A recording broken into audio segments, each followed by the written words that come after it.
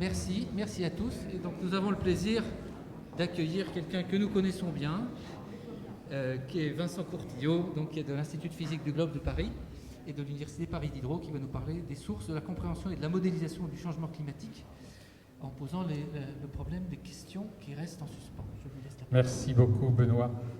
Oui, j'ai préparé ce titre il y a longtemps, ça fait plusieurs conférences où je trouve que c'est la façon que j'ai d'aborder les choses. Et en écoutant les nouvelles à France Inter ce matin, je ne sais pas combien d'entre vous l'ont fait, le fait que ce soit encore des questions ouvertes, la réponse était clairement non.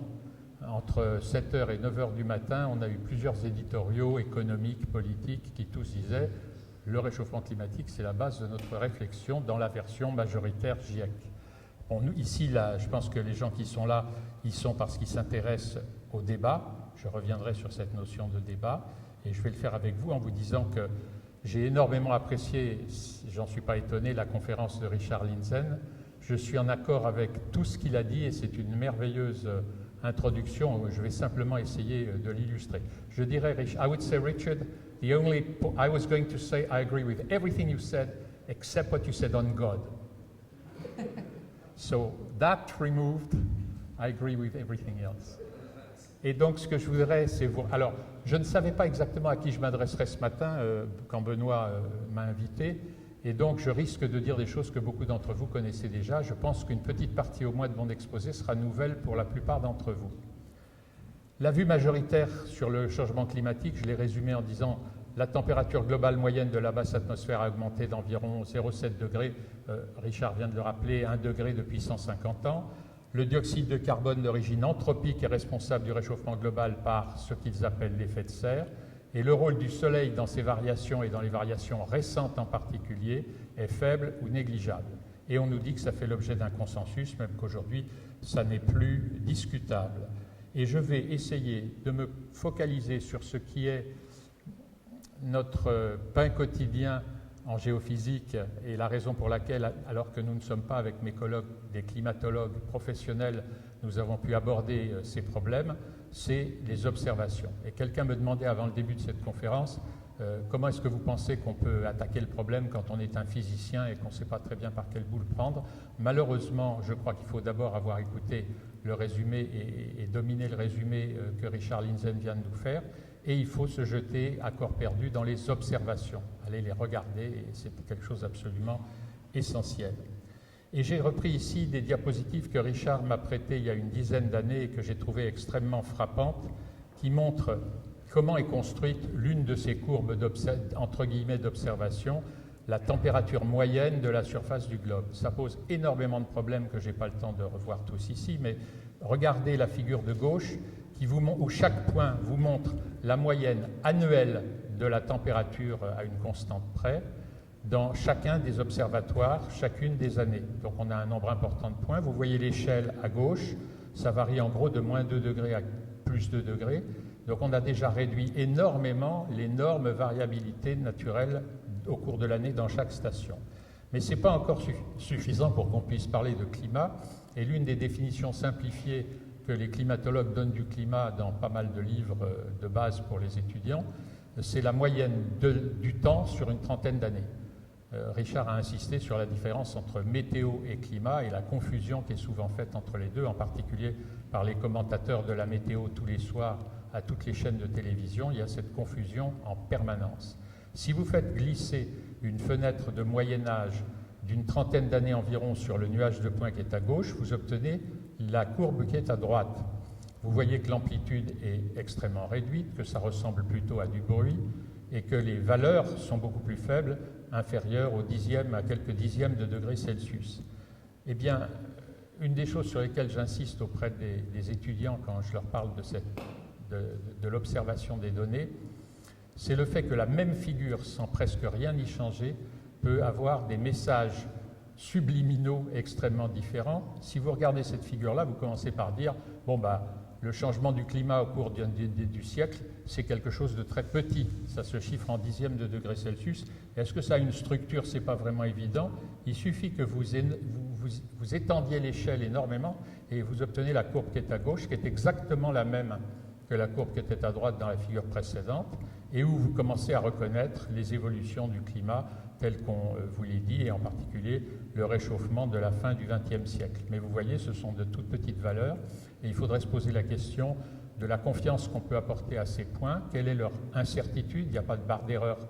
Les physiciens aiment bien qu'il y ait une barre d'erreur sur les données d'observation. Et puis, il y a plein d'autres problèmes. La répartition des stations et le nombre des stations a changé au cours du temps. La répartition entre les continents et les océans, les basses latitudes et les hautes latitudes est variable et parfois très mauvaise. Et c'est l'une des observations dont on va devoir tenir compte si on a envie de modéliser le climat. Et on peut ajouter de la part des physiciens qui ne l'ont pas oublié que la moyenne de deux températures n'est pas une température en thermodynamique et que donc la température moyenne telle qu'elle est calculée n'est pas forcément une température au sens thermodynamique du terme. Eh bien, malgré cela, on va s'en servir parce que aller au-delà, il faut garder l'esprit critique par rapport aux données, mais refaire les compilations qui sont amassées depuis des décennies par des centaines de gens n'est pas une chose facile. Et donc, la réponse à la question de mon collègue ce matin, comment s'attaquer à ce problème, il faut essayer de trouver des données accessibles et je vais vous en montrer quelques-unes.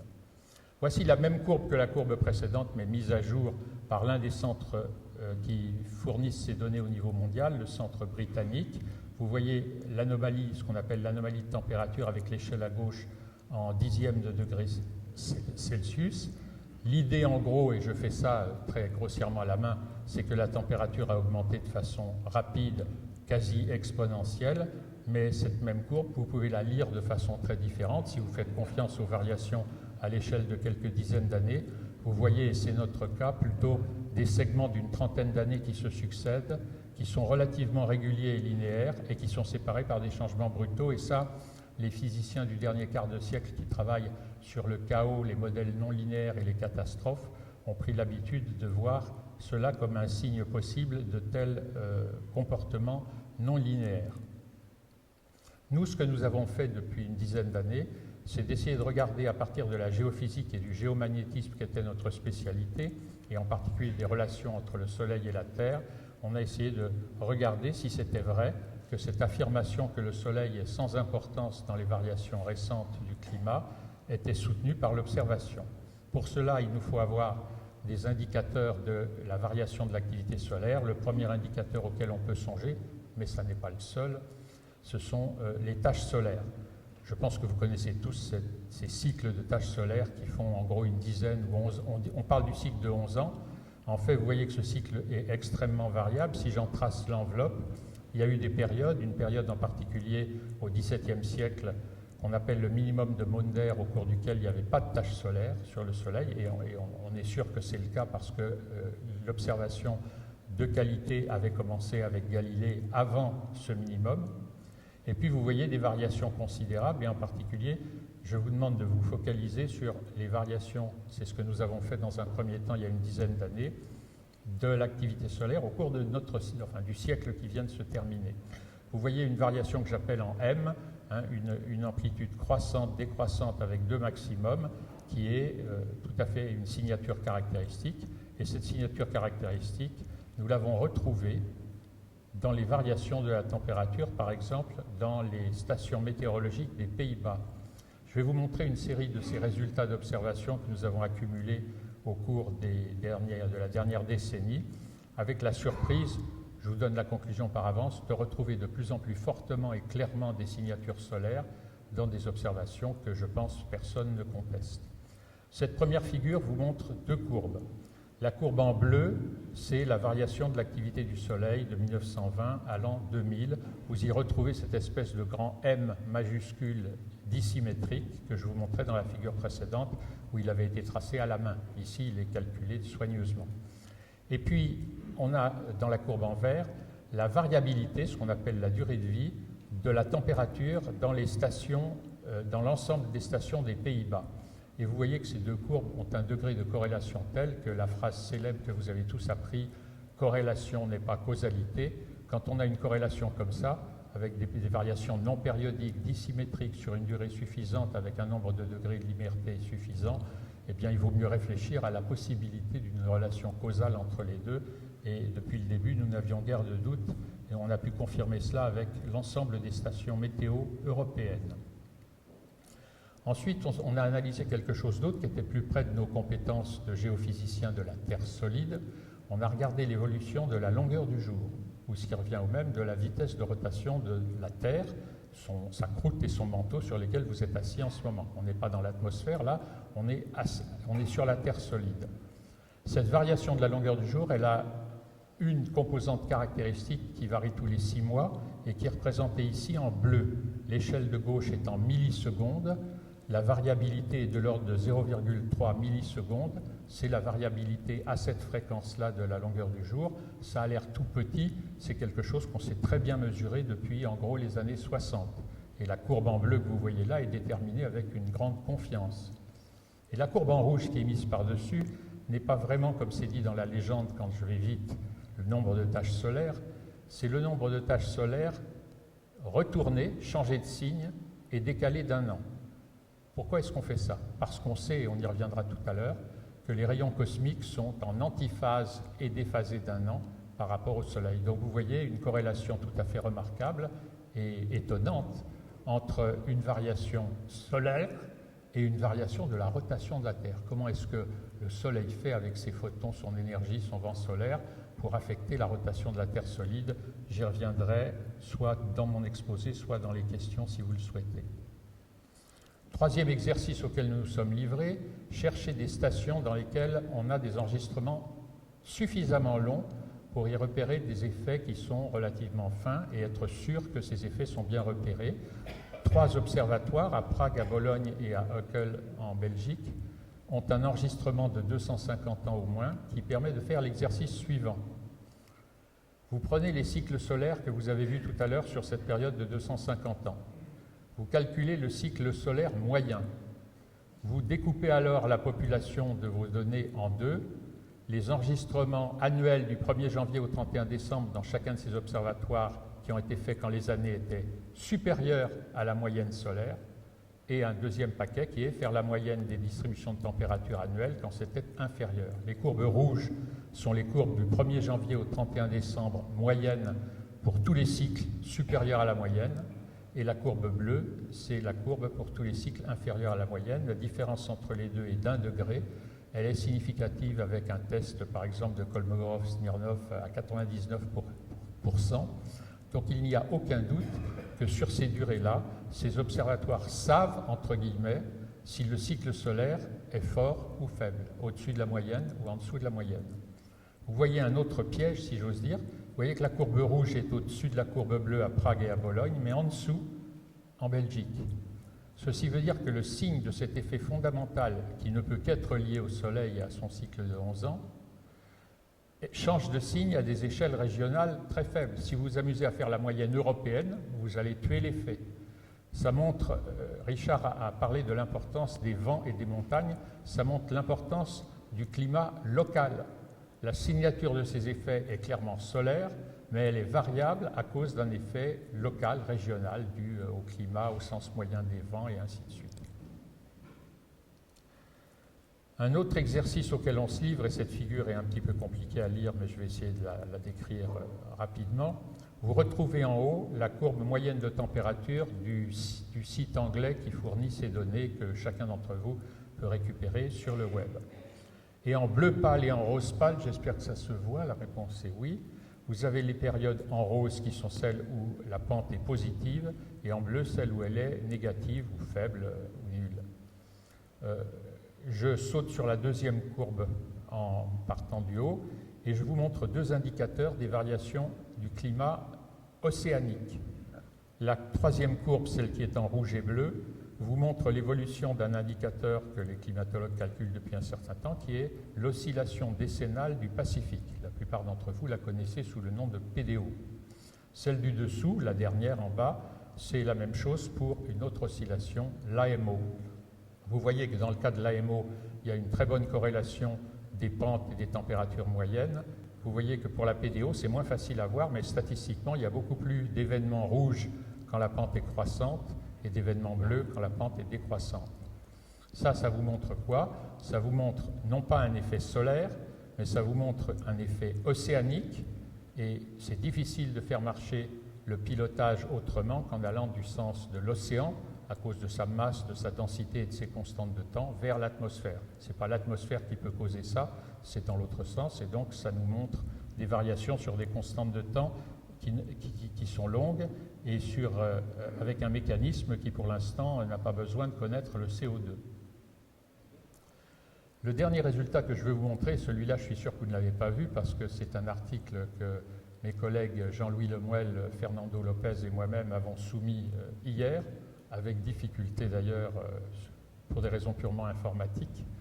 Et c'est une analyse que nous avons menée récemment, non seulement sur les indices solaires, mais sur un aussi grand nombre possible que d'indices fournis par les climatologues avec lesquels ils suivent ce qu'on appelle l'oscillation de Madden-Julian, MJO, la PDO dont je vous ai déjà parlé, la AO, El Niño, que vous connaissez tous au moins de nom, et les précipitations au Sahel, les précipitations au Brésil. Chacun de ces indicateurs est un indice climatique, entre guillemets, fourni sur un site et que chacun d'entre vous peut récupérer sans difficulté. Et qu'est-ce qu'on leur a fait subir à ces pauvres séries de données qu'on voulait étudier? On a utilisé une méthode qui n'est pas récente, mais qui a été relativement peu utilisée dans nos domaines au cours des dernières décennies, qui est la SSA, Singular Spectrum Analysis, ou analyse spectrale singulière. C'est une méthode d'une grande puissance. Fernando Lopez, chez nous, l'a développée de façon tout à fait intéressante et elle révèle des choses remarquables que je vous illustre sur les taches solaires d'abord. Sur cette diapo, c'est une illustration de la méthode et dans les diapos suivantes, vous allez voir quelques résultats frappants. La courbe en haut à gauche, rouge, c'est l'évolution des taches solaires de 1905 à 2010 à peu près. Donc on a un peu plus d'un siècle. C'est la courbe que vous avez vue dessiner tout à l'heure avec l'enveloppe rouge au-dessus, mais ça c'est la vraie, si j'ose dire, extrêmement précise. Qu'est-ce qu'elle a comme particularité? C'est que les cycles de 11 ans ne sont pas en réalité périodiques. C'est un phénomène, comme beaucoup de phénomènes naturels, pseudo-périodique. La durée de ces cycles, entre guillemets, varie de 9 à 14 ans. Et l'amplitude, vous voyez, varie énormément. Si vous vous amusez, pour ceux d'entre vous, les scientifiques qui connaissent la méthode de l'analyse de Fourier, si vous faites une transformée de Fourier où vous essayez d'extraire des fréquences de ce signal, ça marche très mal parce que le phénomène est trop pseudo-périodique et trop variable en amplitude. En revanche, la méthode SSA, qui consiste à décomposer en composantes principales la série temporelle, s'adapte aux données et est parfaitement capable de suivre une évolution pseudo-périodique. Et c'est ce que vous voyez sur les 4 courbes suivantes. Celle qui est en bas à gauche vous représente ce qui jouerait le rôle d'un spectre de Fourier. C'est en gros l'intensité des valeurs propres des composantes dans lesquelles on est capable de décomposer le signal. Vous voyez qu'il y a une première qui est très élevée, une seconde en vert qui est de taille moyenne, et puis très rapidement, vous voyez des composantes de haut degré qui sont d'amplitude très faible. Vous pouvez récupérer ces composantes. La première composante est représentée en haut à droite en bleu. Vous y reconnaissez sans difficulté le cycle solaire très bien modélisé par une seule composante de l'analyse. C'est extraordinairement efficace et économique. Le deuxième en dessous, c'est le deuxième harmonique. Elle est à 5,50 périodes et vous voyez qu'elle est modulée fortement. Et la troisième, c'est l'harmonique suivant, c'est-à-dire 3,6 ans, le tiers du cycle solaire. Et si vous regardez l'intensité de chacune de ces composantes, la première comprend 77% de l'intensité et de la variance du signal, la seconde 15%, la troisième 3%, vous faites la somme des trois. 95% de ce signal qui paraissait si complexe est représentable par des courbes extrêmement simples, dont la plus importante est le cycle solaire. Bon, on n'est pas surpris de voir ça dans le cas du Soleil. On peut regarder un autre indice, il y a plusieurs indices qui témoignent de l'activité permanente du Soleil. Un autre s'appelle les facules polaires, des taches sombres qui sont les facules, c'est des taches brillantes, actives, qui sont dans les hautes latitudes du Soleil. Et on a fait la même analyse et on a calculé ensuite sa transformée de Fourier. La transformée de Fourier de la courbe que vous avez vue dans la figure précédente, donc la courbe bleue du haut à droite qui montre bien le cycle de 11 ans, elle est représentée ici. C'est la deuxième composante. Vous voyez un pic extrêmement étroit, c'est l'essentiel de l'énergie est concentré autour de 5 ans et demi. Si vous faites ça avec les facules polaires, vous obtenez la courbe rouge, ou c'est l'inverse, mais peu importe où. La bleue, c'est les facules, la rouge, c'est les taches solaires. Vous voyez que si vous estimez que la largeur du pic vous donne une idée de l'incertitude, les deux sont indistinguables l'une de l'autre. Et donc, facules polaires comme taches solaires ont une forte composante à 11 ans, une composante très significative à 5 ans et demi, et même une composante à 3 ans,6. Et quand vous avez pris la somme des trois, vous avez épuisé 90% de l'énergie du signal. Bon, trouver ça sur le Soleil, c'est nouveau en termes d'expression des résultats quantitatifs, mais qualitativement, c'est évidemment quelque chose qui est bien connu depuis longtemps. Ce n'est pas surprenant de trouver le 11 ans et ses harmoniques dans les facules solaires, si ce n'est que l'analyse SSA permet de les extraire très bien. Mais on a appliqué le même système exactement aux indices climatiques. Donc la courbe alors les couleurs, je ne sais pas si vous les voyez bien sur l'écran. L'orangé, c'est la fameuse PDO, la Pacific Decadal Oscillation. En gris, l'oscillation de Madden-Julian. En rouge, El Niño. En bleu, la AO. Et vous voyez que chacune d'entre elles, dans le domaine de période de 0 à 10 ans, a une composante à 5,5 ans qui, vous le voyez, est rigoureusement la même. Donc tous les indicateurs climatiques ont comme premier signal qui sort, nous sommes stupéfaits que ça n'ait pas été remarqué plus tôt, et c'est vrai que la méthode SSA permet des choses remarquables, c'est un signal solaire, et je vais superposer les deux. Donc vous avez le paquet des courbes climatiques, et on a mis les courbes solaires par-dessus. L'accord entre ces courbes est tout à fait remarquable. Cette série d'observations, je m'arrête, on en a plus que ça, c'est pour vous montrer qu'à notre grand étonnement, partout où on a traité avec des méthodes diverses, la longueur du jour, la température, les précipitations, un certain nombre d'indicateurs du climat, pas seulement les températures, on a retrouvé en premier le cycle solaire et les harmoniques du cycle solaire. Et rien que ça, il n'y a pas d'autres pics majeurs à côté, c'est tout à fait étonnant. Alors, je dirais l'essentiel, le cœur de mon exposé s'arrête là, dans la mesure où c'est notre contribution que ces observations, il nous paraît extrêmement difficile de pouvoir continuer à vouloir modéliser le climat sans faire jouer au Soleil un rôle absolument significatif. Quel il est exactement, je ne le sais pas, et c'est le problème des mécanismes.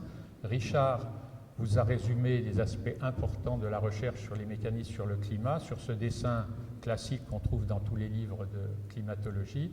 Vous y voyez en particulier à gauche l'intensité de l'énergie qui vient du Soleil, qui est renvoyée par le sommet des nuages, et la partie qui est due à l'effet de serre lié au CO2 et à la vapeur d'eau, qu'il vous a expliqué de façon très claire.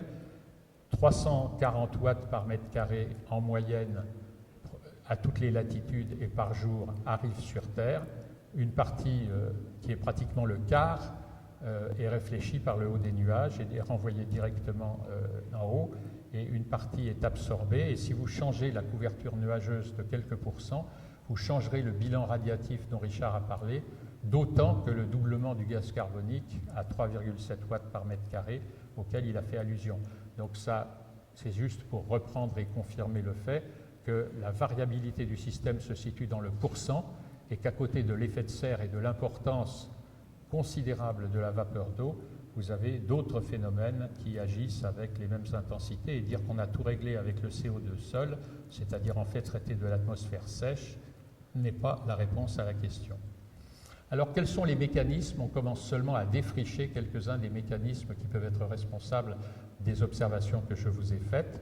L'une d'entre elles date d'une vingtaine d'années et est due au physicien Tinsley, qui suggère que l'ionosphère, dont la variabilité liée au Soleil est considérable, modifie le champ électrique à l'intérieur de l'atmosphère dite neutre et charge la partie supérieure et inférieure des nuages de façon variable, ce qui va changer la façon dont les gouttelettes s'agrègent, ce qui va changer la couverture nuageuse.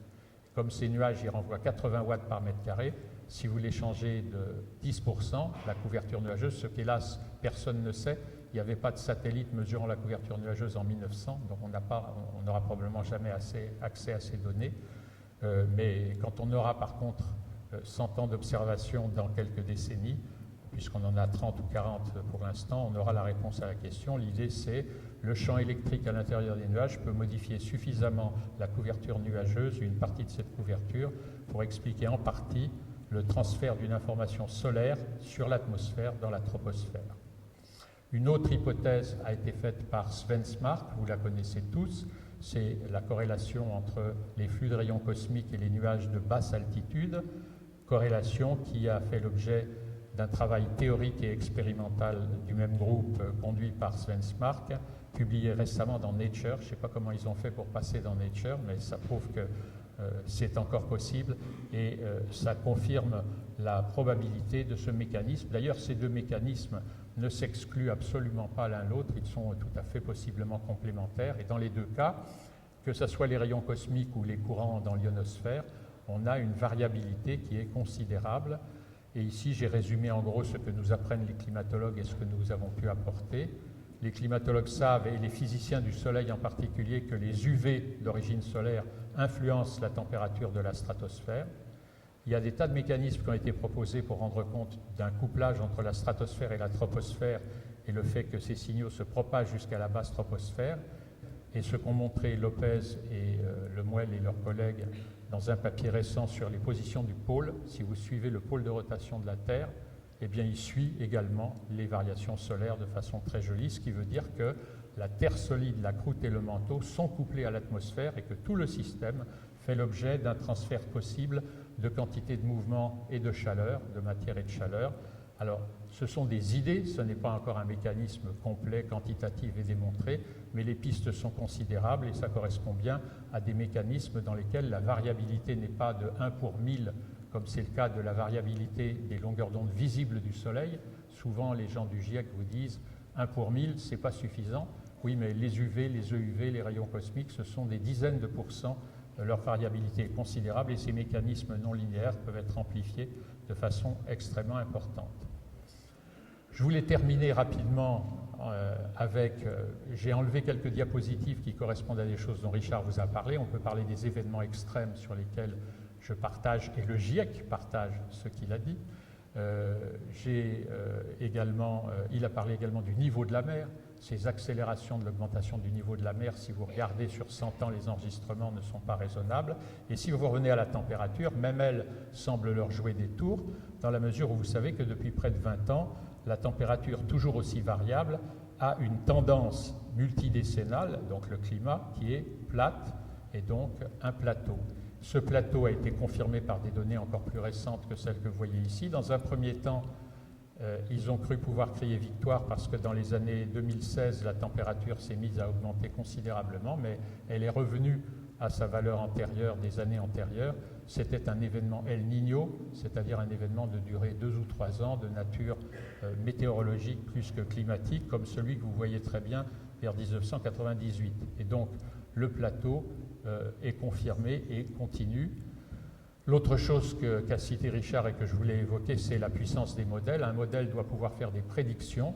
Or, dans la diapo, par exemple, de haut à gauche, vous voyez les prédictions en rouge d'un grand nombre de modèles. Il y a 32 groupes de modèles proposés par 32 laboratoires différents. Vous voyez qu'à partir de l'an 2000, les prédictions qui sont toutes systématiquement à la hausse. Bon, non seulement Richard vous a montré que par exemple pour les glaces antarctiques, les prévisions en 2100 étaient entre 0 et 85%, ce qui n'a pas de sens, mais là, on est en train de prédire des choses qui ont été observées. Vous voyez le plateau bleu qui s'installe et les courbes prédites s'écartent de plus en plus. Donc comment peut-on utiliser un modèle qui fait ça pour prédire ensuite en-delà de la donnée des observations. Vous avez eu le temps de lire la figure, j'imagine. En haut à gauche, ce sont les températures de la troposphère moyenne mesurées par satellite, tandis qu'en bas, ce sont les températures de surface mesurées par les stations météo. Je termine vraiment cette présentation que j'ai essayé de faire suffisamment courte pour qu'on ait une discussion en vous remontrant cette figure que vous avez vue tout à l'heure et l'interprétation que nous préférons lui donner. Je me demande si ce signal est vrai. On a vu le problème de la confiance qu'on pouvait ou non accorder aux données de température. Si on peut accorder de la confiance à ces données de température, vous voyez que ce qui est frappant, c'est cette alternance de segments d'une trentaine d'années dont on a vu qu'ils étaient corrélés avec les variations océaniques. Et je pense que c'est ça qui a entraîné les réactions du grand public et des journalistes au cours du temps. Quand vous étiez, si vous vous souvenez, pour ceux d'entre vous qui ont mon âge, dans les années 70, on nous annonçait un refroidissement. Ce refroidissement faisait suite, en effet, si la courbe est valable, à un refroidissement d'une trentaine d'années. On extrapolait tout bêtement, mais la nature a changé de pente. Et vous voyez qu'on est arrivé sur ce segment pourtant rigoureusement semblable à celui de 1910 à 1940, où, entre parenthèses, il n'y avait pas la quantité de CO2 et l'évolution qu'il y a aujourd'hui, mais c'est celui-là qui a servi de base à l'affolement. Et où est-ce qu'on a fait les prédictions? Eh bien, à mon avis, les gens se laissent tout simplement entraîner par les décennies précédentes en n'imaginant pas que les choses peuvent changer, mais elles ont changé.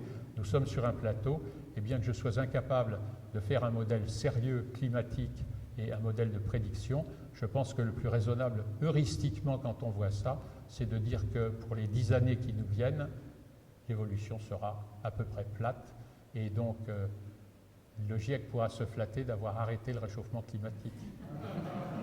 Merci.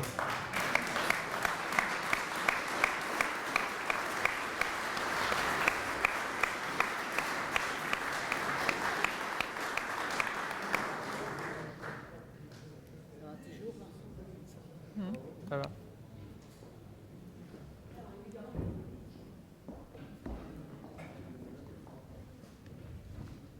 Bonjour, Jean-Louis Verdeau. Je suis un simple citoyen contribuable, etc. Bon, j'ai eu l'occasion hier d'assister à la présentation du SPM, le rapport de 1,5 degré pour sauver la planète. Enfin, ça ne s'appelle pas comme ça, mais c'est tout juste. Alors, ils sont assez malins, parce que c'était présenté par Valérie Malson-Delmotte, qui était la responsable, la coprésidente du groupe. Ils sont assez malins pour les événements climatiques extrêmes. C'est qu'ils ne parlent plus des cyclones, quand même, ils ont pas osé, mais ils disent, comme ça va réchauffer, évidemment, puisque c'est plus de CO2, plus de température, etc., ils disent c'est des vagues de chaleur, sans parler de canicule, bon, ce qui est déjà plus bien, et c'est des pluies torrentielles. Bon, elle a même osé parler des pluies de l'Aude récemment, là j'ai trouvé ça un peu limite. Voilà, non, c'était juste un petit témoignage. Bon, je voudrais simplement réagir en insistant sur une chose qu'a dite Richard Lindzen, que je pense que tout le monde a bien entendu. Le pilote principal des variations du climat, c'est le gradient de température entre l'équateur et le pôle. C'est ça qui... Et donc, c'est clair que si ça se réchauffe et que ça s'excite, c'est que ce gradient augmente. Comme ça ne change pas beaucoup dans les tropiques, c'est au pôle que ça change. Et donc, ça veut dire qu'on est en train de commencer la prochaine glaciation, qui de toute façon arrivera. Oui, bon. Je m'appelle Jean Solonakis, je viens de Bruxelles, je suis polytechnicien. Juste pour un trait d'humour, vous avez parlé de Galilée, mais à l'époque, la majorité des scientifiques disaient que la Terre était plate, donc je ne crois pas. Je ne comprends pas pourquoi vous mentionnez Galilée. C'est pour faire le parallèle avec la majorité des scientifiques d'aujourd'hui qui croient au réchauffement climatique. Je vous demande pardon, il y a énormément de réverbération, et donc je n'ai pas réussi à comprendre la fin de votre phrase précédente. Donc que disiez-vous sur Galilée? Non, simplement, c'est un trait d'humour pour dire que vous avez utilisé Galilée, mais à l'époque, la majorité des scientifiques prétendaient que la Terre était plate, et que la Terre ne tournait pas sur elle-même. Alors, vous savez que ce que vous venez de dire est absolument faux, oui, je sais. Et qu'il y a longtemps qu'on sait que quand Christophe Colomb a fait son voyage, il y a tout simplement il y avait 1700 ans qu'on savait que la Terre était ronde. Depuis Ératosthène, je parle simplement des idées qui étaient véhiculées dans la société.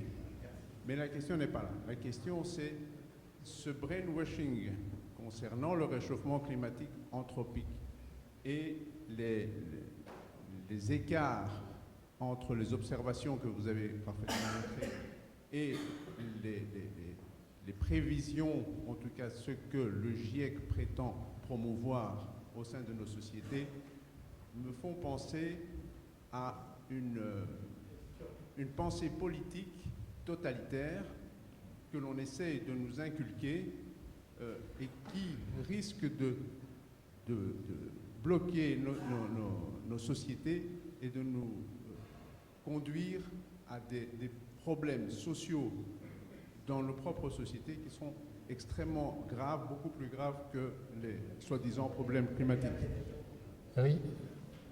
Richard Lindzen a, je pense, assez bien dans ses derniers transparents discuté le point que vous venez de discuter sur le genre, quand il a cité Madame Figueras, quand il a dit sur quel genre de société ça pouvait conduire.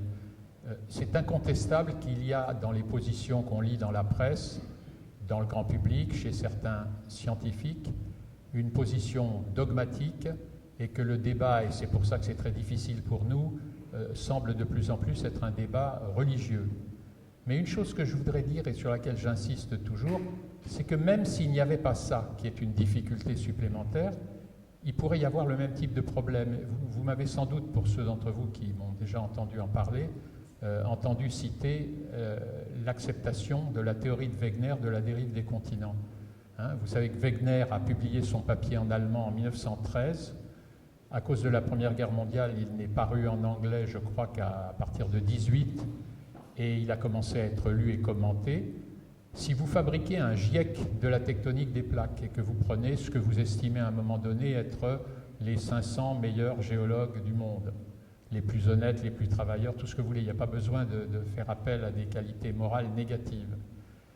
Vous faites un test en 1920, vous n'en avez pas 5% qui acceptent la théorie de Wegener. 1930, il n'y en a toujours pas plus de 5%. Année 30, un physicien éminent, qui par ailleurs a fait des travaux remarquables, démontre que le mécanisme de Wegener ne marche pas. Résultat, on rejette le bébé avec l'eau du bain et les choses s'aggravent. Et en 1940, mon GIEC imaginaire, probablement, est descendu en dessous de 5%. Et puis, c'est la Seconde Guerre mondiale. Et la défense contre les sous-marins entraîne le développement de deux instruments géophysiques fondamentaux, le sonar, inventé par Perrin, et le magnétomètre. Et avec ça, on commence à cartographier le fond des océans. Et les données s'accumulent, et c'est comme ça qu'on va, en une dizaine d'années, commencer à convertir les gens à la vision de Wegener. Vous recommencez en 1950, vous êtes peut-être à 10%. En 1960, vous êtes peut-être à 20%.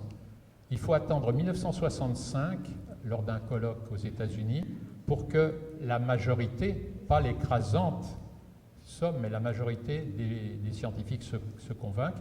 Et pour atteindre le genre de seuil de 90% dont on entend parfois parler, à mon avis, il faut attendre 1970. Donc de 1913 à 1970, la plupart de tous les géologues honnêtes, intelligents et travailleurs du monde se trompaient. Donc je voudrais dire que c'est souvent comme ça que ça se passe en science. Ce n'est pas anormal. C'est vrai pour l'atome, c'est vrai pour la relativité générale, c'est vrai pour beaucoup d'autres théories. Donc je préfère ne pas faire appel aux mauvaises qualités morales des opposants, mais simplement au fait que, comme l'a dit Planck, c'est très difficile de se convertir à des idées nouvelles qu'on n'avait pas dans sa jeunesse. Et je crois qu'il ajoutait, il faut attendre que ceux qui n'y croient pas meurent. Alors il faudra voir qui meurt en premier.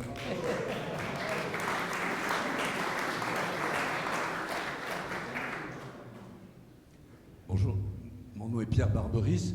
Je suis un lauréat du concours général de physique qui a mal tourné. Donc j'ai fait autre chose dans la vie, je le regrette aujourd'hui. J'ai deux questions. Faire autre chose, c'est pas mal tourné. Hein. Pardon ? Il y a des physiciens qui tournent très mal. Très bien, merci de votre indulgence. J'ai deux questions. Première question, jusqu'à maintenant, le débat est, pas le débat de ce jour, mais le débat général, est centré sur 8 km d'atmosphère d'air, d'eau et de poussière, dont on oublie peut-être un peu le rôle de temps à autre, et 8 km d'eau, qu'on connaît plus ou moins bien. Vous venez de nous dire, et de façon très convaincante, que les centaines de millions de kilomètres plus haut, plus loin en tout cas, peuvent avoir une influence encore plus importante que ces 16 km qu'on tente d'étudier et de modéliser. Et moi, ma question s'adresse à l'Institut de géophysique. Et les 2 fois 6, 12 000 km qui nous séparent de l'autre côté de notre planète, ça a une influence et ça a une balance positive, négative, nulle. On est capable de la mesurer, on sait quelque chose là-dessus. Puis j'ai une deuxième question. c'est combien y a-t-il de représentants des médias dans cette séance aujourd'hui? Mais celle-là, elle ne s'adresse pas aux professeurs, elle s'adresse à notre association d'une façon générale. Merci beaucoup. Je ne sais pas quelle est la réponse à la seconde question, mais je dirais que actuellement, je suis assez pessimiste sur la capacité que nous avons à nous faire entendre. Il faudra du temps, et je pense que ce temps se chiffre en décennies, étant donné le niveau atteint aujourd'hui. Je pense qu'on est sur des constantes de temps climatiques pour ça. Ça risque d'être assez difficile. Je citerai les journaux. Je ne peux pas imaginer publier une libre opinion résumant ce que je vous ai raconté ou avec Richard dans Le Monde ou dans Libération, ni dans Le Figaro, dont un journaliste qui avait publié il y a quelques années une de nos libres opinions s'est entendu dire par une des personnes de la rédaction que c'était terminé, qu'il n'y aurait plus d'articles climato-sceptiques dans Le Figaro non plus. Donc les médias principaux ne donnent aucun écho ou aucun accès pour des raisons que Richard a signalées. En particulier, les gens ont peur maintenant. Ils ont peur que ça soit mauvais pour leur carrière. Non seulement les scientifiques ont accès à l'argent, les moyens. Quelqu'un qui est très important dans le GIEC et la climatologie en France, je ne dirais pas qui, et comme disaient Balladur et Chirac, un ami de 30 ans, m'a dit un jour à la fin d'un repas où je ne trouve pas qu'il ait su répondre aux questions que je posais, sais-tu expliquer telle ou telle chose? Il a conclu: j'ai un labo de 1500 personnes à faire vivre. Et si vous regardez l'évolution des budgets au CNRS, des laboratoires qui font de la climatologie ou qui se lancent là-dedans, à condition qu'ils se lancent dans la version majoritaire, et d'autres disciplines, vous verrez que l'écart s'est creusé de façon considérable. Donc c'est vrai qu'il y a des postes, de l'argent, de la promotion. Il y a tout un système qui s'est mis en place qui rend très difficile de s'opposer. Vous remarquerez d'ailleurs qu'à une exception près, les opposants sont de vieux professeurs émérites comme moi, parce qu'on ne risque plus grand-chose. Un jeune chercheur, je ne vois pas le CNRS recruter un jeune chargé de recherche qui défendrait des idées analogues à celles que nous venons de défendre. C'est un vrai problème. La question sur le centre de la Terre. Je n'ai pas compris. La question précédente du précédent questionneur, pardon, monsieur, je ne suis pas absolument sûr d'avoir compris. Vous m'avez dit les 12 000 km de la Terre solide. Est-ce que la Terre solide fait quelque chose sur le climat? C'est ça votre question?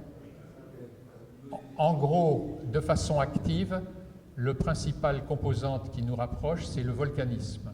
Mais les effets de certains volcans, quand ils injectent à certaines latitudes, dans certaines conditions, certaines compositions de poussière ou de gaz, ils ont un effet sur le climat qui se chiffre, quand le volcanisme est d'intensité historique, quelques années.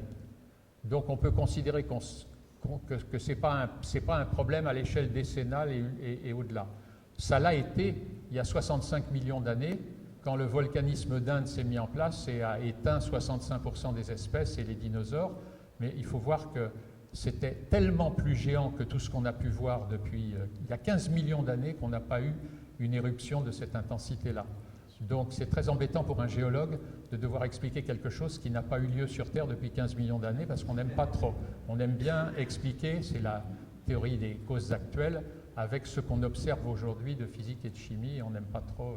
Alors, le volcanisme a un effet, mais pas pour notre discussion. Pour le reste, je pense que le couplage fondamental, c'est ce qu'a dit Richard Lindzen, c'est l'action des vents sur les reliefs. Le changement de la circulation des vents, l'action du plateau tibétain en particulier, les ondes qui sont créées par ces interactions entre le vent et la topographie sont la façon d'expliquer les changements de rotation de la Terre, ainsi que les échanges de moments angulaires entre des changements de la vitesse zonale des vents et la rotation de la Terre, puisqu'il faut conserver le moment angulaire. Donc on commence à avoir des pilotes sur l'interaction entre atmosphère, troposphère, Terre solide, c'est ce qu'a dit Richard. Pour la partie vraiment profonde, le volcanisme, qui par ailleurs m'intéresse beaucoup, on n'est pas des candidats très sérieux. Oui, bonjour, Pierre Bonnefoy. Il y a au moins un média qui est représenté dans cette salle. Je suis associé au journal Nouvelle Solidarité. Quel est le titre? C'est un média. Journal Nouvelle Solidarité. Nouvelle Solidarité. Pardon, je n'avais pas entendu. Alors, j'entends mal. effectivement, il y a un problème avec les médias, parce que si je regarde la salle, je constate que je suis peut-être dans les plus jeunes ici, et j'ai 55 ans quand même. Donc, quelque part, j'ai bien peur que le catastrophisme ait encore de beaux jours devant lui. Ceci dit, je voulais rebondir sur ce qu'avait dit M. Linsen tout à l'heure en parlant je dirais, d'être positif. Il y a clairement une chose qui n'a pas été mentionnée dans les médias ces derniers temps, c'est la question du développement des pays pauvres. Et je crois que c'est important parce que c'est peut-être l'un des facteurs de cette campagne contre le CO2. Parce que si vous voulez effectivement développer des pays pauvres, vous n'allez pas pouvoir utiliser le nucléaire immédiatement. Ça ne se fait pas comme ça du jour au lendemain. Et là, en particulier, il y a eu un gros événement dont peu de gens ont entendu parler en France le mois dernier. Il y a eu le sommet de la FOCAC qui s'est tenu à Pékin, donc Forum Chine-Afrique. Pratiquement tous les présidents africains étaient présents. Et ce dont il est question, c'est du développement de l'Afrique dans le cadre de l'initiative des nouvelles routes de la soie. Donc, quelque part, je n'ai pas été surpris de voir la teneur extrêmement alarmiste du dernier rapport du GIEC, si je mets ces deux événements en perspective. Et c'est vrai que la France pourrait tout à fait participer aux nouvelles routes de la soie. Ce n'est pas une chose qui est très politiquement correcte. C'était simplement une remarque. Bon, je vous remercie. Vous me faites penser à deux choses que j'aimerais dire maintenant. La première, c'est que, en général, quand je fais une conférence grand public, là, il y a beaucoup de gens plutôt plus spécialisés ici aujourd'hui, je termine toujours en disant attention, ne pas considérer que oser dire que le réchauffement climatique a une autre source que celle qu'on croit actuellement, oser dire que le CO2 développe la végétation et permet un certain nombre de choses bénéfiques, oser dire que le milliard de Chinois et le milliard d'Indiens ne pourront pas se passer pour les décennies qui viennent du charbon et du gaz s'ils veulent élever, et c'est ce que voudra chacun de ces gouvernements, leur niveau de vie. Ce sont des choses tout à fait fondamentales. Et en général, je termine mes conférences en disant ce n'est pas être anti. Il y a l'écologie scientifique et l'écologie politique. Je distingue les deux de façon très claire. J'ai de grandes inquiétudes sur beaucoup de développement de l'écologie politique. Je pense par contre que l'écologie définie comme écologie scientifique est un domaine qui n'est pas politique, qui est politiquement neutre, comme le reste de la science, qui consiste à chercher le fonctionnement des systèmes naturels. Et il y a de quoi faire. La recherche de l'eau, la recherche des ressources rares, et puis on pourrait aller le traitement des déchets dans une civilisation de plus en plus urbaine, et puis l'éducation des jeunes et des filles en particulier pour les problèmes de démographie, l'évolution de l'urbanisation. Vous avez un nombre considérable de problèmes réels qui ne sont pas hypothétiques et sur lesquels il faut s'attaquer calmement, mais de façon déterminée. Je suis extrêmement étonné que le plus incertain de tous les problèmes soit le problème prioritaire. Je dis souvent, à la COP vont les présidents de la République, française en particulier, de tous bords. Par contre, quand il y a une réunion sur la recherche de l'eau potable, les ressources rares, on envoie un chef de bureau de ministère. C'est tout à fait étonnant. Il y a de quoi faire quand on est généreux et qu'on a envie de s'intéresser à la planète. Et en fait, on s'intéresse surtout à l'humanité sur la planète, parce que la planète, elle s'en fout. Voilà, je voudrais poser une question de nouveau à propos des faits. Parce que le problème avec cette courbe, par exemple, bon, si on écoute les orthodoxes, ils vont vous dire que, voilà, à quelle hauteur cette courbe est prise, est-ce que c'est sur la Terre, est-ce que c'est dans l'atmosphère, à quelle hauteur dans l'atmosphère, etc. Parce que moi, j'ai déjà vu des courbes, encore récemment, dans le rapport du GIEC, où les températures montent. Je ne sais pas où elles sont prises. Moi, j'ai du mal avec les faits. Si on prend la courbe précédente, où il y a tous les modèles du GIEC qui extrapolent beaucoup plus que les températures observées, de nouveau, je peux vous trouver des courbes qui sont faites évidemment par les orthodoxes, qui montrent que l'accord est en fait assez bon. Donc moi, j'ai beaucoup de mal à savoir où je trouve les faits. L'accord de quoi est assez bon? L'accord entre les prédictions du GIEC et les températures observées. Évidemment, le problème, c'est où trouve-t-on les faits exactement. Ou, par exemple, est-ce que ces courbes de température, est-ce qu'elles dépendent de savoir si elles sont prises sur le sol, dans l'atmosphère, à quelle hauteur dans l'atmosphère, etc. Ce sont des questions ignorantes que je pose. Hein, mais... Bon, je pense que la courbe que vous voyez là, qui est vieille de combien de 10 ans, 10-11 ans, elle n'est pas changée de façon majeure dans le dernier rapport du GIEC. Le plateau continue. Et donc, ça ne fait qu'augmenter l'impression que la température a cessé d'augmenter depuis 20 ans. Et ça, c'est des observations. Après, on peut prédire ce qu'on veut. Le GIEC n'a jamais prédit le plateau de 20 ans. Jamais. C'est un de leurs problèmes. D'ailleurs, il y a des articles qui le reconnaissent, qui disent qu'est-ce qui se passe? Est-ce qu'on a raté quelque chose? Mais de toute façon, ça va reprendre. Donc, la façon de dire, c'est qu'il y a un plateau, mais ça va reprendre. Mais le plateau, je ne crois pas qu'il soit modélisé dans le rapport du GIEC. Enfin, je vous avoue que lire ces 1000 pages, maintenant, j'ai perdu le goût de le faire. Oui? Oui, ma question, c'est pour Vincent et pour Dick. En réalité, c'est pour répondre à une question qui a été posée tout à l'heure. Qu'est-ce qu'on peut faire devant l'avalanche de désinformation? Alors, je recommande à tout le monde l'achat d'un petit livre qui apporte la réponse. C'est un peu inattendu, il est d'Anne Hidalgo. Alors, je vous laisse, je vais lire le début de cet ouvrage. Enfin, je ne le recommande pas aux cardiaques, mais je le recommande à ceux qui ont les nerfs suffisamment solides. Voilà ce qui est très important. Le grand défi de la ville de Paris, celui qui conditionne tous les autres, c'est le changement climatique. C'est écrit par Madame Hidalgo. Or, nous avons choisi de laisser le diesel nous empoisonner avec les particules fines qu'il émet et qui tuent les enfants. Conclusion, pour lutter contre le changement climatique, il faut bannir le diesel. Alors, c'est extrêmement important. Ça veut dire quoi? Ça veut dire que dans l'esprit de Madame Hidalgo, et Madame Hidalgo, elle préside pas seulement Paris, elle préside une association de 96 métropoles mondiales pour l'environnement, qui regroupe 700 millions d'habitants. Il y a une confusion totale entre les phénomènes climatiques, de changement climatique, et la pollution de l'air qu'on respire. Et je crois que cette remarque est absolument fondamentale. Pourquoi est-elle fondamentale? Alors, quand j'ai appris que Mme Hidalgo allait écrire un petit livre, j'en ai écrit un autre, parce que ça m'énervait un petit peu. Et le titre du livre, c'est « L'air est pur à Paris ». Parce qu'il est pur. Et il est pur, ceux qui pourront, ça coûte 8 € chacun, hein, ceux qui voudront l'acheter pourront l'acheter. Tous les polluants sont en chute. Bien entendu, le SO2 a disparu, le plomb a disparu, le monoxyde de carbone, il n'y en a pratiquement plus, le benzène, etc.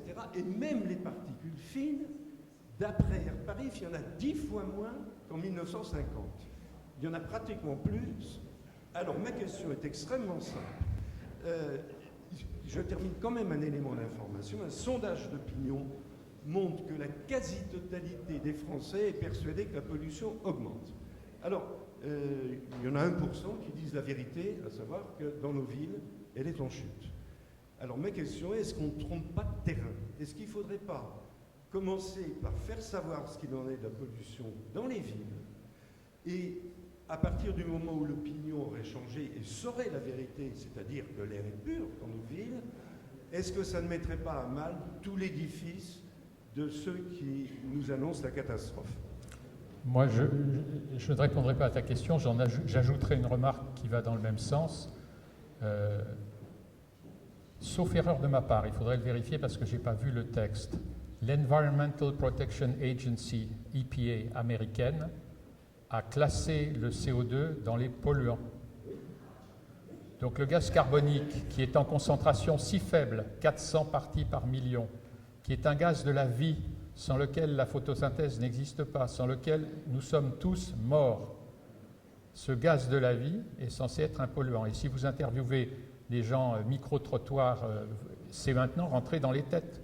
Donc de la même façon que ce que tu viens de dire sur le diesel, sur les pollutions, il y a une identification entre CO2 et pollution. qui n'a absolument pas lieu d'être, et même c'est plutôt le contraire, comme l'a montré Richard. Bonjour Vincent. Oui. Ma question porte sur les mesures de température. Il y a quelques années, nous avions reçu Jean-Louis Etienne dans le club HEC que je préside. Jean-Louis Etienne nous avait parlé d'un projet qu'il défend depuis 10 ans qui s'appelle PolarPod. Je ne sais pas si vous le connaissez. PolarPod, c'est une espèce d'énorme bouchon avec une base qui est à 80 mètres de profondeur. On met des scientifiques là-dedans et on le fait tourner avec les vents autour de l'Antarctique. Et la raison de ça, c'est très sérieux, c'est parce qu'aujourd'hui, on ne peut pas aller dans l'Antarctique Sud plus que 4 ou 5 mois par an parce qu'il fait trop mauvais. Donc pour avoir des mesures de température, de salinité, de toutes choses, on a besoin d'avoir un système qui est porté par les vents, même en hiver. Alors ma question c'est, est-ce qu'on peut réellement avoir une mesure de température de la planète si on ne mesure même pas pendant 8 mois de l'année un des océans qui est un des océans principaux de la planète? C'est ma question. La réponse, c'est évidemment qu'il faut avoir la meilleure couverture possible. La seconde réponse, c'est qu'on peut se tourner vers les satellites dont la couverture est beaucoup plus homogène, même si ce n'est pas la même altitude, et donc il faut réfléchir à ce qu'on fait. Et en tout cas, je vous dirais que moi, je suis un petit de l'Institut de physique du globe de Paris qui a la responsabilité par statut d'observer un certain nombre de phénomènes naturels. Nous suivons les tremblements de terre, les éruptions volcaniques, le champ magnétique de la Terre dans des observatoires. Et la réponse à tout ce que nous disons, c'est qu'il faut des observatoires, et pour travailler sur le genre de problème qu'on a évoqué aujourd'hui, il faut avoir un siècle de bonnes mesures. Nous n'avons de mesures satellitaires couvertes que depuis 30 ou 40 ans. Donc moi, je pense au fond de moi-même que dans 50 ans environ, si on établit des observatoires sérieux qui observent et qui fournissent des données, et en ayant réfléchi où on les met, je pense qu'on aura la réponse. 50 ans. Merci.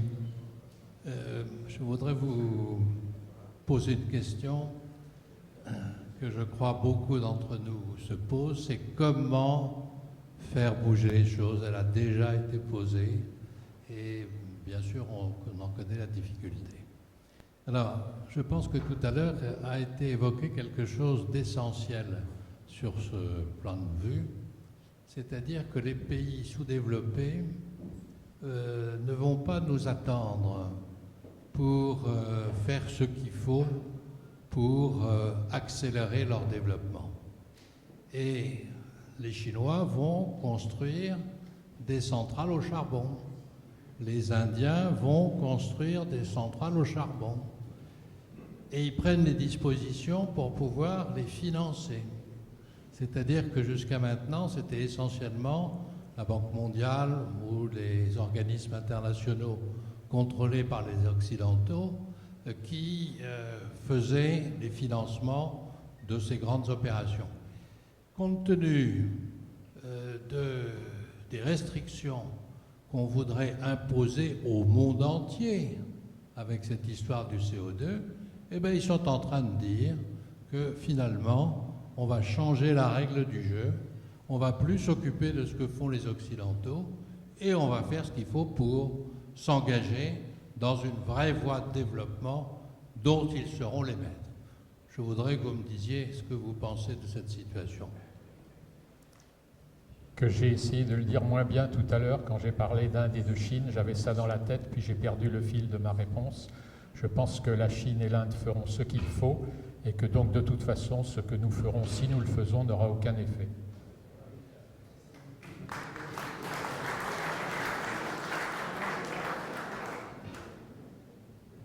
Je suis Philippe Delarmina, j'étais professeur à l'école centrale de Nantes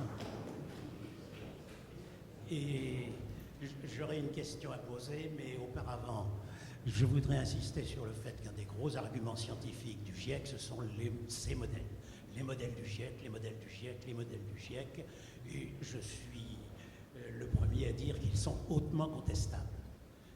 Et une des meilleures façons de contester les modèles du GIEC, c'est de sortir des contre-modèles qui, eux, puissent être validés il y a pour ça une théorie qui est la théorie des systèmes, qui est à l'heure actuelle enseignée dans toutes les écoles d'ingénieurs traitant de contrôle et autre chose, et que je pratique. J'ai sorti il y a 80 livres sur le sujet. Il y a 2 ans, une revue un article dans une revue à comité de lecture. Et tout ce que j'aimerais savoir, c'est est-ce que dans vos travaux, vous voyez poindre la possibilité de développer des modèles quantifiés? Alors, je connais une partie de vos travaux pour lesquels j'ai beaucoup d'estime.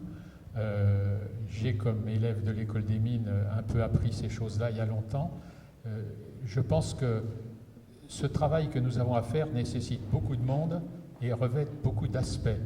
J'ai souvent une petite diapo que je montre dans laquelle je dis que pour moi, la démarche scientifique, au moins dans les domaines que je connais, s'appuie sur un triangle sacré qui est observation, théorie, modèle.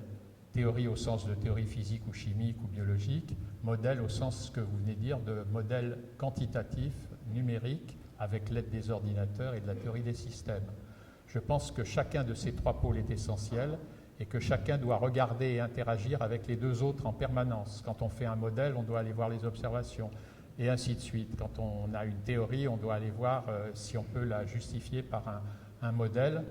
Et je pense qu'actuellement, le développement extraordinaire de l'informatique, le fait que les ordinateurs coûtent de moins en moins cher, sont de plus en plus légers, de plus en plus puissants, avec des mémoires de plus en plus considérables, permet de faire des calculs si facilement que je constate qu'il est plus facile pour un directeur d'institut comme celui que j'ai dirigé pendant 10 ans d'acheter à un étudiant doctorant un ordinateur et lui donner un problème théorique sur la Terre à résoudre en fabriquant une Terre synthétique avec propagation hétérogène, d'ondes sismiques, etc., que de l'envoyer au Tibet avec un marteau, ramasser un caillou, le ramener au laboratoire et en faire l'analyse chimique ou la datation isotopique. Il y a un vrai déséquilibre dans ce triangle sacré. C'est pour ça que je centre mes présentations sur les observations en espérant qu'il y a des gens qui s'en saisiront et qui passeront à l'étape que vous venez de dire, c'est-à-dire de façon correcte de faire des modèles quantitatifs. Il faut le faire. En tout cas, ce n'est pas moi maintenant qui le ferai, mais je pense que ça viendra. En tout cas, c'est nécessaire, mais le problème que je crains, c'est qu'on ne forme plus dans nos départements suffisamment nos étudiants à l'observation, toutes les formes, et à l'expérimentation, mais surtout esprit Charpak, esprit main à la pâte, tout ce que vous voulez. Pour moi, ça a été essentiel, alors que j'ai été formé comme physicien un peu plutôt théorique, ça a été essentiel d'aller au Tibet, en Chine, en Thaïlande, en Afrique, ramasser des cailloux, regarder la nature, confronter et faire des observations. Donc je suis tellement inquiet de la perte de poids de ces observations que j'insiste toujours là-dessus. Mais je suis évidemment d'accord avec la nécessité de faire des modèles. J'espère que vous en ferez un. Alors, on va prendre encore 1 ou 2 questions. On doit rendre la salle dans 5 minutes. Donc, s'il vous plaît, les questions, faites le plus bref possible. Merci. François Lucas, je suis l'agriculteur de service ici et représentant d'organisations professionnelles. Ce n'est pas une question, c'est une observation, une exhortation. Vous avez évoqué tout à l'heure l'écologie scientifique et l'écologie politique. Moi, je parle d'écologie et d'écologisme. Et aujourd'hui, on a affaire à des écologistes qui pratiquent l'écologie au sens de la religion. Et en tant qu'agriculteur, je vous ai entendu dire que finalement, on aurait raison quand on serait mort. Il y a urgence, extrême urgence, parce que l'agriculture fait partie des dégâts collatéraux de cette escroquerie intellectuelle, dans la mesure où déjà on nous classe comme responsables à 20% de l'effet de serre. Nous, qui fonctionnons avec la photosynthèse, plus on travaille, plus on absorbe de CO2. Donc on nous empêche d'irriguer, d'arroser, alors qu'il tombe des quantités d'eau phénoménales et qu'on souhaite la stocker l'hiver pour l'utiliser l'été. Mais aujourd'hui, on s'est attaqué à ce qu'on appelle les pesticides. Quand je dis à un écologiste il n'y a pas longtemps, vous voulez nous interdire les produits phytosanitaires, si demain vous avez un cancer et que je vous interdis la chimiothérapie, qu'est-ce que vous direz? Il me dit, vous êtes violent. Je lui ai dit non, c'est la violence qu'on connaît, mais à la limite pour nous agriculteurs, c'est pas le pire. Le pire, c'est pour la société. Parce qu'aujourd'hui, donc, tout ce qui est chimie en agriculture doit être banni. Je répète, la comparaison avec la médecine, je la fais. Si on bannit la chimie pour la médecine, je pense que la durée de vie va en prendre un coup.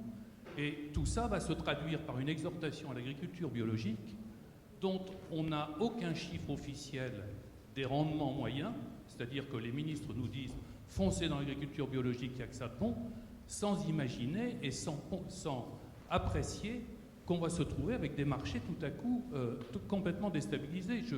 Pour ceux qui ne connaissent pas, les rendements moyens en agriculture pour le blé cultivé sous forme biologique, c'est le rendement moyen normal divisé par 3.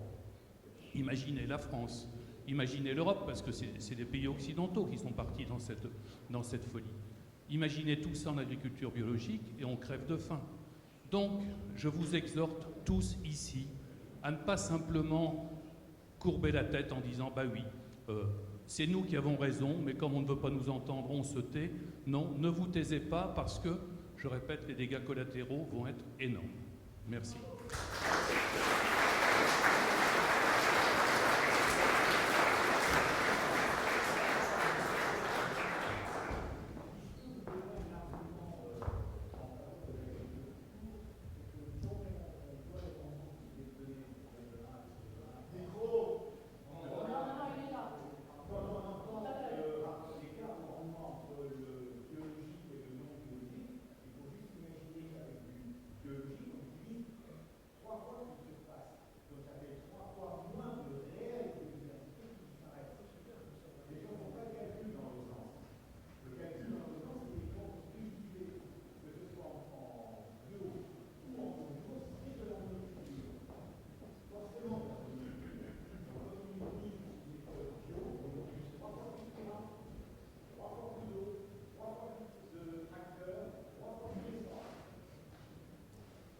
Merci. On va prendre une dernière question.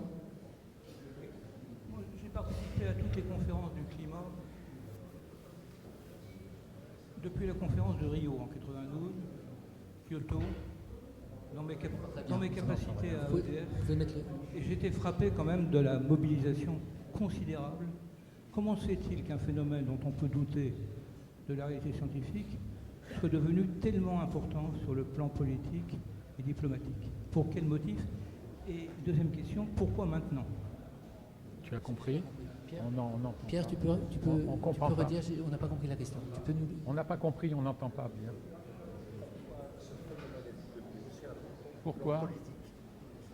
C'est alarmiste, c'est catastrophiste. Pourquoi? C'est important pour le plan politique. Parce que le politique s'en est emparé.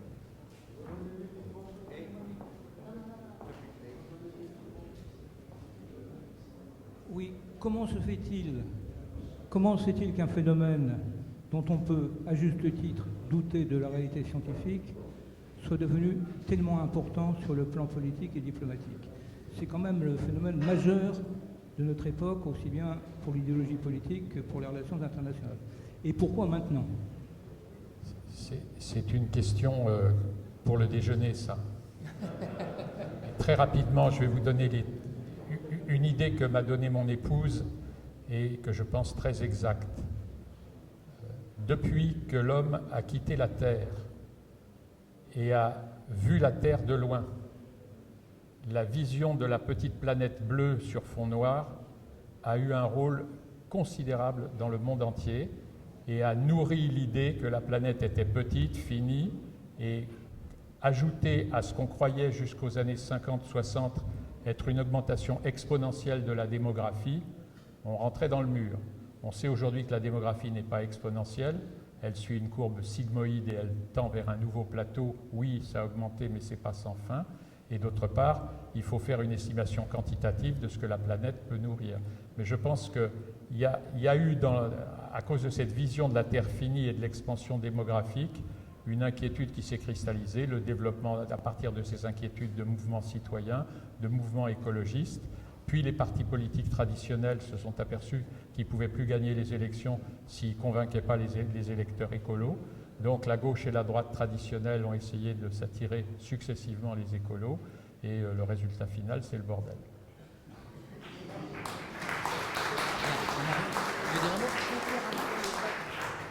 Oui, vas-y. Bien, écoutez, je pense que nous avons fait un grand tour avec nos deux scientifiques, tout à fait merveilleux. On les remercie encore.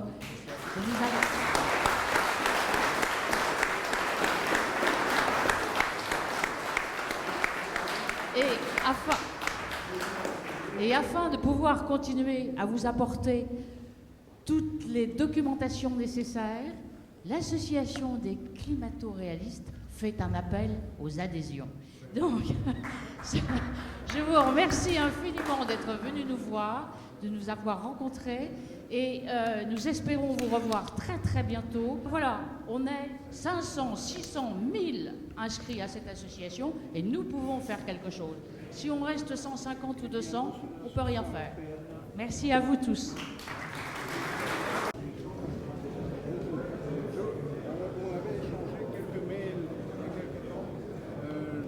Bonjour.